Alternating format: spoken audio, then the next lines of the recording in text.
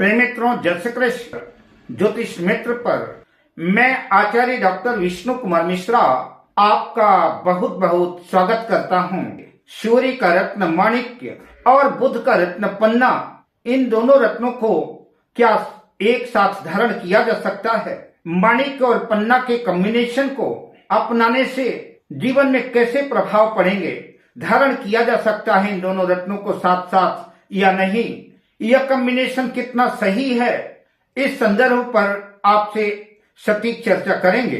पर विषय क्रम में हम आगे बढ़ें उससे पहले आपसे आग्रह, अगर आपने अभी तक हमारे इस चैनल को सब्सक्राइब नहीं किया है तो प्लीज चैनल को सब्सक्राइब करें, साथ ही नोटिफिकेशन बेल को भी प्रेस कर लें। अगर आप अपनी या अपनों की जन्म कुंडली का बृहद प्रेडिक्शन कराना चाहते हैं, विश्लेषण कराना चाहते हैं, या किसी भी किस्म की ज्योतिषी परामर्श हमसे प्राप्त करना चाहते हैं, अथवा उत्तम क्वालिटी के रियल राशि रत्न आदि प्राप्त करना चाहते हैं, तो आप स्क्रीन पर फ्लैश हो रहे नंबरों पर हमसे संपर्क कर सकते हैं। माणिक्य रत्न सूर्य का रत्न है। माणिक्य को अंग्रेजी में रूबी कहते हैं। सूर्य को नवग्रहों में राजा की उपाधि प्राप्त है, राजा का दर्जा प्राप्त है। सूर्य सरकार का कारक है, मान सम्मान का, यश प्रतिष्ठा का कारक है। सूर्य के बगैर प्रसिद्धि प्राप्त होना संभव ही नहीं है।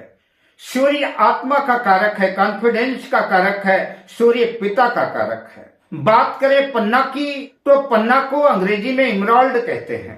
पन्ना बुध ग्रह का रत्न है। बुध बुद्धि, विवेक, पांडित्य, ज्ञान, वाक पटुता, वाक की चातुर्य, कला का कारक है। बुध वाणिज्य का, व्यापार का, व्यवसाय का, अकाउंट का कारक है, गणित का कारक है। बुध ग्रह सूर्य के सर्वाधिक सन्निकट होने की वजह से लगभग 80% जन्म पत्रिका में बुध और सूर्य साथ साथ ही रहते हैं। 10 से 20% कुंडलियों में बुध और सूर्य एक घर आगे पीछे हो सकते हैं, किंतु अमूमन सूर्य और बुध एक ही साथ एक ही घर में मिलकर के आपको बुधादित्य योग बनाते हुए दिखेंगे।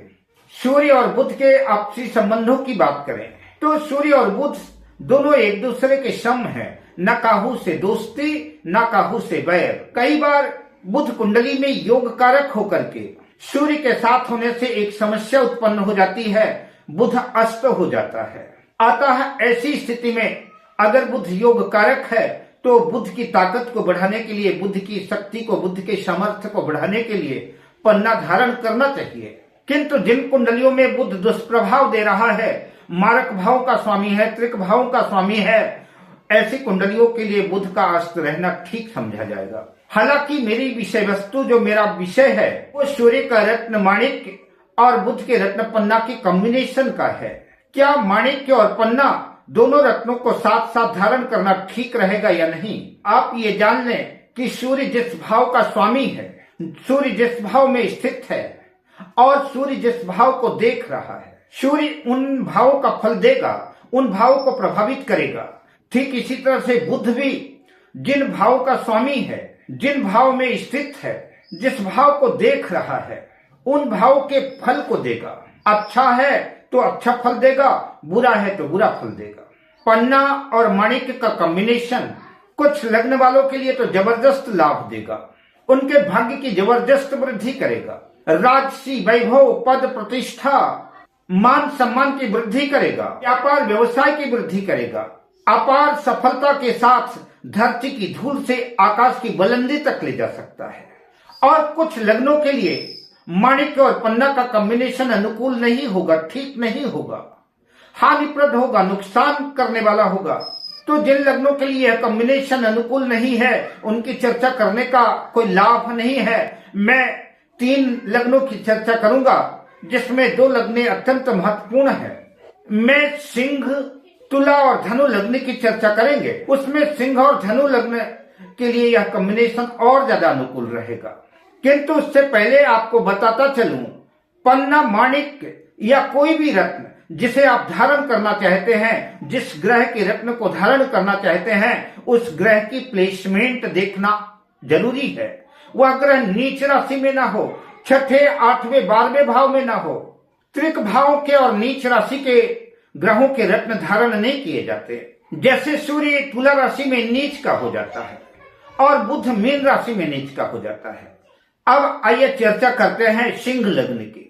सिंह लग्न की जन्म पत्रिका में सूर्य लग्न का ही स्वामी है, सूर्य लग्नेश है और बुध एकादश लाभ भाव और द्वितीय भाव धन भाव का स्वामी है।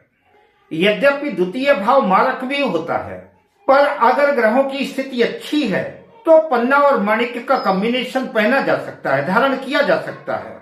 सूर्य आत्मविश्वास कॉन्फिडेंस के साथ जहां मान सम्मान की वृद्धि करेगा, यश दिलाएगा, पद प्रतिष्ठा प्राप्त कराएगा, वही बुध बैंक बैलेंस स्थायी प्रॉपर्टी की वृद्धि करेगा, बुद्धि प्रदान करेगा, ज्ञान देगा, वाणी को मधुर बनाएगा, वाक्य चातुर्य बनाएगा। दूसरे नंबर पे तुला लग्न की बात करते हैं। तुला लग्न की पत्रिका को इस कॉम्बिनेशन की दृष्टि से बहुत अच्छा तो नहीं कह सकते, पर आवश्यकता होने पर कुंडली का विश्लेषण करने के बाद अगर आवश्यकता के अनुकूल सूर्य का रत्न माणिक्य और बुध का रत्न पन्ना धारण कराया जा सकता है। सूर्य लाभ भाव का स्वामी है, एकादश भाव का स्वामी है, किंतु तुला लग्न की जन्म पत्रिका में सूर्य बाधकेश भी होता है।